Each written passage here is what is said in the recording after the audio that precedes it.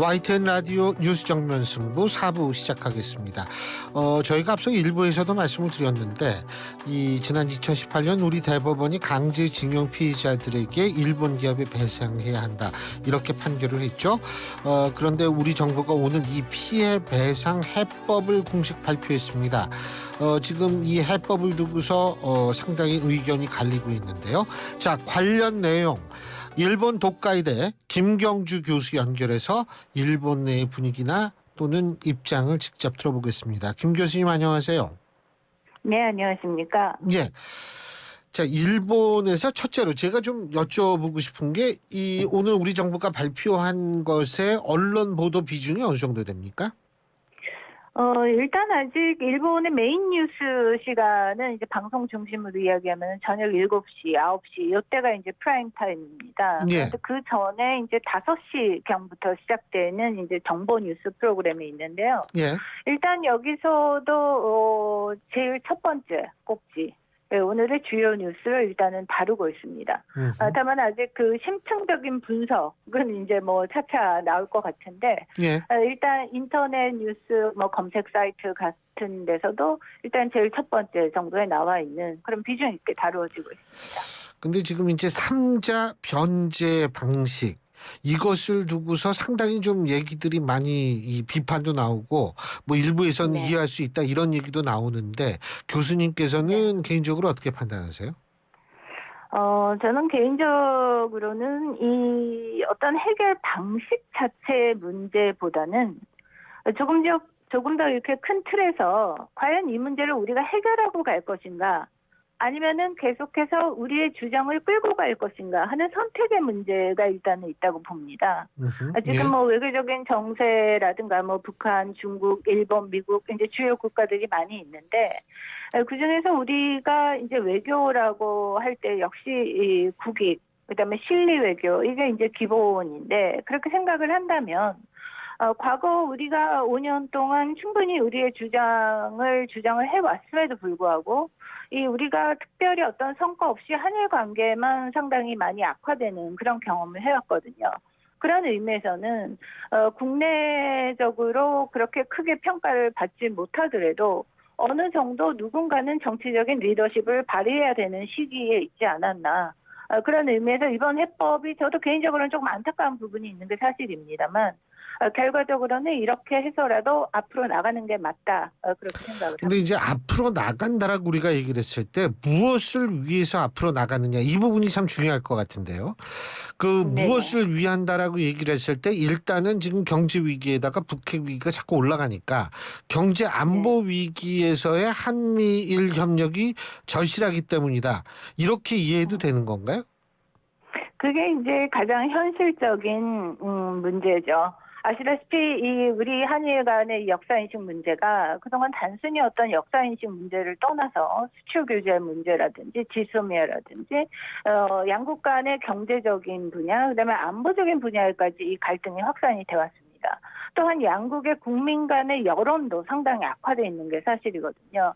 그래서 이것을 뭐 보다도 이제 좋게 만든다는 그 시점에 앞서서 일단은 정상화를 시켜서 우리가 필요한 파트너와 올바른 파트너십을 맺을 수 있는 그런 그 토대는 마련하는 것이 옳지 않나. 그렇게 생각을 합니다. 여론이 안 좋다고 말씀하셨는데 일본 내에서 우리 대한민국에 대한 여론이 안 좋다 이런 말씀이신가요? 아니요. 일본의 여론과 한국의 여론 둘 다 마찬가지라고 볼 수 있겠는데요. 네, 예. 이게 역사인식 문제라든가 정치적인 문제 아니면 뭐 독도 문제 이렇게 되면 상당히 이거는 악화되어 있는 게 맞습니다. 여론조사를 해보면은 약 70에서 80% 정도가 상대에 대해서 비호감을 나타내고 있는 상황이죠. 그러나 그럼에도 불구하고 한편으로는 어떤 경제적인 교류라든가 문화적인 교류, 서로에 대한 이해 이것은 또 과거 한 20년 동안 상당히 많이 진전돼 온 거죠. 예. 그래서 뭐 일종의 한일 관계의 투트랙이라고 할까요? 경제, 문화 분야에서는 상당히 많이 친근감을 갖고 있지만 여전히 정치나 역사인식 문제를 둘러싸고는 서로 간의 갈등이 남아있는 상태에서 그렇다면 정치권이 어떠한 선택을 해야 할 것인가 이런 문제를 우리가 스스로 안고 있는 부분이 있는 것 같습니다. 일본도 마찬가지겠죠. 그 기시다 일본 총리가 오늘 우리 정부 발표에 대해서 한일 관계를 건전한 관계로 되돌리는 것으로 평가한다. 이렇게 밝힌 거는 맞죠? 네, 그렇게 밝힌 것은 맞고 예. 약간 뭐랄까 제가 개인적으로 아쉬운 부분이 그런 부분인데요. 일본이 이제 훨씬 더 어떤 환영하는 뭐 그런 어떤 코멘트나 발언을 하지 않겠나 이렇게 기대하는 부분도 있기는 한데 일본 같은 경우 아마 내심으로는 상당히 많이 안도하고 있다 그렇게 볼 수 있습니다. 그동안 한일 간에 상당히 많은 어떤 협상과 접촉의 과정이 있어 왔고요. 어느 정도 지금 또한 윤석열 정부 하에서 이 문제를 해결해야만이 일본으로서도 이 한미일 연대에 있어서의 한일 관계라는 과제를 해결할 수 있는 타이밍을 놓쳐서는 안 된다. 이런 분위기가 상당히 팽배했었거든요. 그래서 내심 상당히 크게 안도를 하고 있지만 겉으로 지금 일본이 나타내는 반응은 이것은 어디까지나 한국 국내적인 문제고 사법 판단도 마찬가지고 그래서 이번에 해결도 한국 정부가 한 것이어서 그래서 결과적으로는 한일 관계가 이제 건전한 상태도 되돌아왔다라는 기존의 입장을 되풀이하고 있는 것으로 보입니다. 그런데 우리나라 국민들 다 그렇게 생각할 거예요. 그게 뭐냐면 독일은 유태인 문제에 대해서 그렇게 자꾸 사과도 하고 그랬는데 수시로 네. 사과했다라고 표현해도 정말 과하지 않거든요. 근데 일본은 사과하는 게 그렇게 어렵나. 뭐 잘못하지 않았는데 사과하는 것도 아니고. 그리고 네네. 이번에도 김대중 오부치 공동선언을 계승하겠다라는 정도의 언급을 할 것이다라는 보도가 나오고 있는데 그거 조금 좀 얘기 못 하나요? 그렇게? 어떤 국제관계에 있어서 예. 사과를 하느냐 마느냐 아니면 어떤 방식으로 사과를 하느냐 하는 예. 것은 상대 국가의 어떤 도덕성의 문제보다는 국제 정치의 현실과 상당히 큰 관련이 있다. 예. 이게 일반적인 분석일 겁니다. 예. 즉 말하자면은 전쟁이 끝난 다음에 유럽에서의 독일의 상황과 그다음에 전쟁이 끝난 다음에 이 아시아에서의 일본의 상황이 상당히 다르다는 거죠. 예. 그렇기 때문에 일본이 결과적으로는 말하자면 전쟁에 패했음에도 불구하고 동아시아에서의 어느 정도의 패권을 유지하면서 사과에 상당히 인색해왔다. 이렇게 이제 우리는 인식을 할 수가 있고요. 반면 일본의 입장에서 보면은 일본 같은 경우 이제 우리가 상당히 많이 이 사과를 해왔다. 그동안 코노 담화도 있었고 무라야마 담화도 있었고 그다음에 오부치 파트너십 선언도 있었다. 그런데 이 한국과의 역사인식 문제에 있어서는 1965년에 이게 끝났다고 하는 것이 일본 정부의 입장인데 이런 문제들이 한국의 속내적으로 한국의 국력이 이렇게 향상되면서 과거에는 묻혀왔던 문제들이 자꾸 제기되는 거를 우리가 언제까지 받아줄 수는 없다. 이런 의미에서 나온 게 이제 아베 담화였거든요. 그런 의미에서 이번에도 어떤 새로운 담화, 특히 총리 입장에서 어떤 새로운 담화를 발표하게 된다면 그것 자체가 어떤 새로운 사제로 비칠 수가 있다. 그렇게 되면 일본 국내적으로 기시다 정권에 대한 지지율도 상당히 크게 흔들릴 수가 있기 때문에 어디까지나 한일 관계가 예. 가장 좋았던 98년에 오부치 선언을 계승한다. 이렇게 태도를 정한 것 같습니다. 지금 기시다 정권의 지지율이 대충 어느 정도 됩니까? 기시다 정권 같은 경우는 한 30% 정도인데요. 예. 지금 이번에도 약간 왜 일본 기업들이 말하자면은 지원 재단에 돈을 기부하지 않는가. 그 부분에 대해서 예. 상당히 의아하실 텐데, 일본 같은 경우, 솔직히 지금 선거가 이제 언제 있을지 모르는 상황입니다. 그렇죠.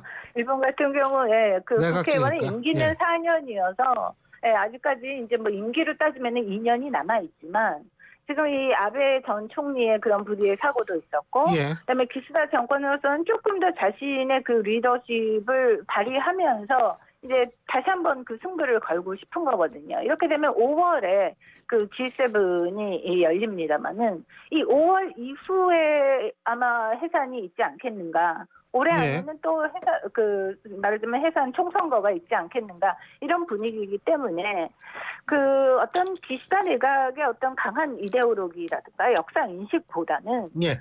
지금 그 지지율이라는 측면에서 한국에 너무 양보하는 듯한 그런 모습을 우리가 볼 수가 없기 때문에 구조적으로. 어디까지나 원칙적인 대응을 하면서 이 국면을 이제 돌파하겠다. 이게 일본의 속내인 거죠. 뭐 사실 그 우리나라 피해자분들도 뭐 돈 때문에 그러는 건 아니지 않습니까? 그죠? 근데 네, 그럼에도 네. 불구하고 이제 일본이 성의를 보이면 그걸로 제가 네. 볼 때는 좀 나을 것 같은데, 자, 네. 일본 경단련이라고 있죠. 그죠? 네. 예, 거기에서 일본 기업들이 좀 적극적으로 어떤 이유로 어떤 명분을 내던 간에 조금 그 자신들의 어떤 역사적 문제에 대한 이 자신들의 어떤 공감의 표시, 성의 이런 거가 가능한 분위기라고 보세요. 정치는 정치지만 경제는 또 다르니까요. 어떻게 보십니까? 이 징용 문제의 경위를 살펴보면 예. 처음에 일본 기업들은 다 어느 정도 한국 사법부에서 판단이 나온다면 우리는 거기에 따르겠다라는 그런 입장이었습니다. 또 이 한일 관계와는 조금 다르지만 중국하고의 관계에서도 비슷한 그 재판이 있었거든요. 예. 그때는 어떤 그 청구권 협정 같은 거에서 실질적인 그 정부 간의 어떤 그 자금의 어떤 지원 같은 게 일자 없었기 때문에 기업들이 그 자발적으로 그 징용자들한테 말하자면 보상을 하는 그런 경우가 있었단 말이죠. 그래서 일본 기업은 어디까지나 기업입니다. 한국에서 또 비즈니스를 해야 되는 입장이고요. 그래서 사법부의 판단이 나온다면 거기에 따르겠다라고 했지만 그때 이제 그 일본 정부, 당시는 아베 정권이죠. 정부에서 이제 말하자면은 그 스탑을 걸은 겁니다. 브레이크를 걸은 건데 이번에도 거의 마찬가지라고 봅니다. 일본 기업의 입장에서는 경단련도 그렇고 경제적으로는 그렇게 뭐 액수로 치나 그렇게 큰 어떤 그 해외 비즈니스를 하는 데 있어서 큰 손해가 나는 건 아니기 때문에 이왕이면 한국의 시장과 한국의 소비자들의 신뢰와 어떤 지지를 얻는 게 비즈니스의 기본인데 아까 말씀드렸다시피 어디까지나 일본 정치가 아직까지는 그거를 허락하지 않는다.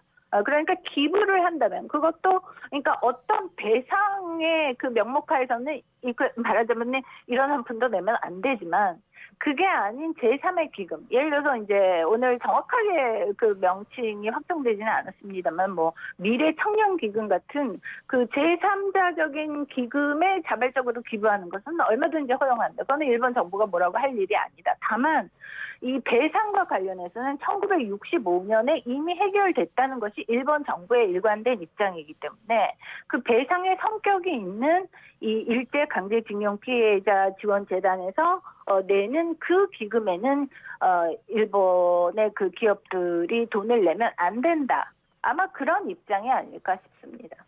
앞으로 한일 관계는 어떠리라고 예상하십니까?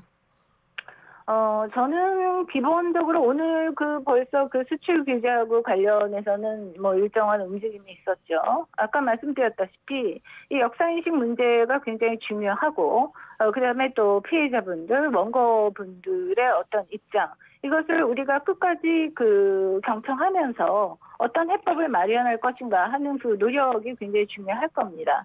그런데 그 피해자나 원고분들도 상당히 다양한 의견이 있을 수 있고요. 또한 한일 관계라는 것도 역사인식이 모든 게 아니기 때문에 아마 이게 어느 정도 끝나면 4월에 방미가 있고 5월에 G7에 아마 한국을 일본이 초청을 할 것 같고 이렇게 또 셔틀 외교 비슷하게 정상회담도 계속해서 이루어진다면 그런 선순환이 이루어진다면 아마 한일 관계는 그래도 전향적인 방향으로 조금씩 나아가지 않을까 그렇게 기대를 해봅니다. 예, 알겠습니다. 어쨌든 상당히 좀 미흡한 부분이 많다라는 평가가 있지만 외교나 이런 부분에 있어서는 이게 또 결과가 어떻게 나오느냐도 중요하기 때문에 제가 여쭤봤는데요. 조금 한번 지켜봐야겠네요. 예, 오늘 말씀 여기까지 듣겠습니다. 고맙습니다. 감사합니다. 예, 지금까지 일본 독가이대 김경주 교수였습니다.